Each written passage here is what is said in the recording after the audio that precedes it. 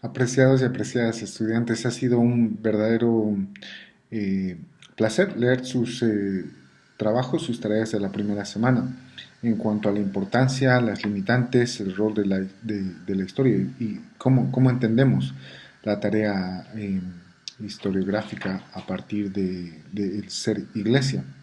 Creo que Galeano nos ayuda a pensar en el camino correcto, si bien no todo lo que dice debe ser asimilado y aceptado. Creo que nos fuerza a empezar con el cuestionamiento, con la pregunta: ¿desde qué punto de vista o quiénes son los que escriben la historia? El caso más típico que nos ayuda a entender la importancia de esta pregunta tiene que ver con incluso el uso de palabras sobre un evento. Muchos de nosotros aprendimos en el colegio acerca de el descubrimiento de América, ¿no? Y en los últimos años, parte décadas tal vez, se ha empezado a hablar mucho más de la conquista o de la invasión de América por los europeos. Entonces, dependiendo quién escribe la historia, incluso las palabras con las que se define un evento van a variar, ¿no? Entonces, creo que todos y todas han podido identificar la importancia del cuestionamiento de Galeano. Y al traerlo a la historia de la iglesia, entonces también estamos en una situación en la que decimos, bueno, ¿y quién ha escrito esta historia? ¿La voz de quién está reflejada en este escrito? Eh, ¿Cómo hacemos historia entonces? Si cuestionamos a las voces oficiales, también tenemos que cuestionar a los cuestionadores. ¿Cómo se hace eso? Eh, Parte del propósito de este curso tiene que ver, o de esta materia, perdón, tiene que ver con no solamente entender los principios perdón, no solamente entender la línea histórica de la vida de la iglesia en los últimos siglos, sino entender la disciplina de historia como algo que es parte de nuestra reflexión teológica y que por lo tanto merece ser atendida con, con cuidado. Entonces, de nuevo, creo que es un buen comienzo la alerta que Galeano nos da sobre las voces que al final se imponen en el relato de una historia. Hay un aspecto, bueno, un aspecto ético y teológico sobre la historia, me parece. Tiene que ver con algo que ustedes han identificado muy bien, que es de las lecturas, que es el carácter histórico de la fe cristiana. Creo que los que vienen de teonarrativa últimamente van a estar bastante familiarizados con esto, pero analizándolo teológicamente, este tema del carácter histórico de la fe cristiana, eh, vemos que la Iglesia, a través de la historia, ha visto a la historia como el campo de acción de Dios. Es más, se llega a afirmar que Dios es el Señor de la creación, por supuesto, pero también es el Señor de la historia. Es decir, Dios está llevando la historia a un punto de culminación. ¿Sí? De eso se trata la escatología. Si nos detenemos a pensar un poquito, en esta rama de la teología tiene que ver con el sentido de la historia. ¿Sí? Entonces, eh, definitivamente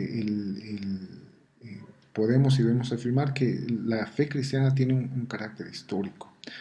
Eh, no solamente por este aspecto escatológico, sino porque conectado con ese aspecto está el hecho de que la encarnación misma debe ser considerada en términos históricos. Como dijeron ustedes, me parece que fue Oscar, la encarnación es una cultura, en un lugar, en una familia, etcétera, pero también es en un momento de la historia. Y Dios, al encarnarse, se encarna en la historia humana. Eh, ¿Qué otro aspecto podemos resaltar del carácter, llamémosle teológico, de la historia.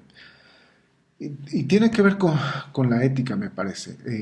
De nuevo, partamos desde el principio de que la fe cristiana tiene un carácter histórico.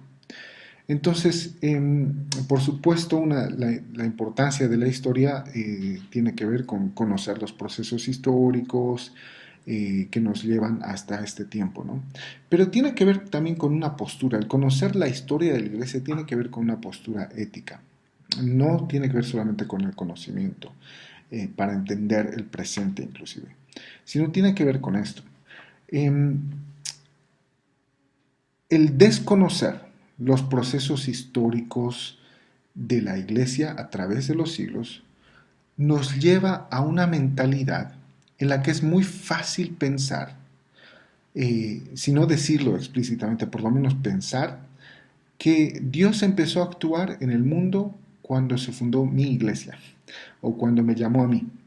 Entonces, básicamente, si no conocemos los procesos históricos de la iglesia en nuestro continente, en nuestro país y en el mundo, lo que nos queda es esa mentalidad, llamémosla narcisista o egocéntrica, en la que pensamos que bueno, el Espíritu empezó a actuar en mi ciudad cuando lo llamó a mi pastor o cuando me llamó a mí, y antes de eso no había. Estuvo esperando 2000 años, 2000 y pico años el Espíritu para hacerse presente, ¿no? En Bolivia o en Colombia, no sé. Entonces, el reconocer que la iglesia tiene historia es, es una postura ética ante la fe y ante la iglesia misma. Entonces, de nuevo, que creo que esa es una de las, no está mencionado tanto en las lecturas, pero creo que es algo importante de rescatar sobre la importancia de la historia. Finalmente, quisiera divagar un poquito con ustedes. Y esto porque lo he visto en algunas respuestas, en varias de las respuestas sobre el significado de la historia. Y lo voy a plantear con una pregunta que tal vez reduce la temática, pero creo que nos ayuda a empezarla. Y la pregunta es, ¿Dios habla a través de la historia de la iglesia? Eh, ¿Se han puesto a pensar eso? Es decir, si lo ponemos en términos más arriesgados, ¿la historia de la iglesia es revelatoria? Si Dios es Dios de la historia y está presente en la historia de la iglesia, entonces obviamente decimos que la historia es como una disciplina teológica. La pregunta es entonces, ¿es revelatoria? Si vemos la acción de Dios en la historia, Dios habla a través de esa investigación, de esa historia. Me animo a decir, a decir que sí. Por supuesto, sin embargo, este carácter revelatorio, llamémosle, de la historia no es el mismo, no tiene el mismo peso o la misma magnitud que el texto bíblico, por supuesto. Sin embargo, quisiera que pensemos que el texto bíblico en sí es histórico, ¿sí? Como ustedes ya lo han notado. Entonces, si tomamos, por ejemplo, el libro de Hechos, que continúa de una manera en la que, bueno, se presenta como la continuación del Evangelio, ¿sí? Y después termina como de una manera bastante abierta, ¿sí? No con una conclusión de que, bueno, ahí murió y estos fueron los años si lo comparan, por ejemplo, con el libro de Reyes, ¿no? Termina de una manera abierta, como queriendo decir Lucas que la historia continúa. Entonces, creo que es importante considerar este aspecto revelatorio de la historia, pero no en el sentido de, digamos, así dice el Señor o así habla el Señor, sino en el sentido en el que buscamos sabiduría. ¿Sí? Si ustedes recuerdan el género de sabiduría dentro de la Biblia, es un género que te hace trabajar a ti no te da normativas muchas veces, y los consejos que te da a veces son contradictorios, o parecen, no, sí, son contradictorios. Entonces, en el género de sabiduría, la persona que está comprometida con volverse sabio, es decir, crecer en el temor del Señor, tiene que trabajar, tiene que discernir, tiene que saber observar su realidad, eh, interpretar su realidad de acuerdo a la gran historia, o la metanarrativa, el metarrelato en el que está. Entonces, la función de la historia tiene que ver con reconocer la acción de Dios en el tiempo. Entonces, es altamente teológica. Y puede llegar a ser revelatoria, pero en el sentido de la búsqueda de sabiduría. Espero el estudio sea estimulante y que sea una bendición en sus vidas. Nos vemos en los foros que siguen.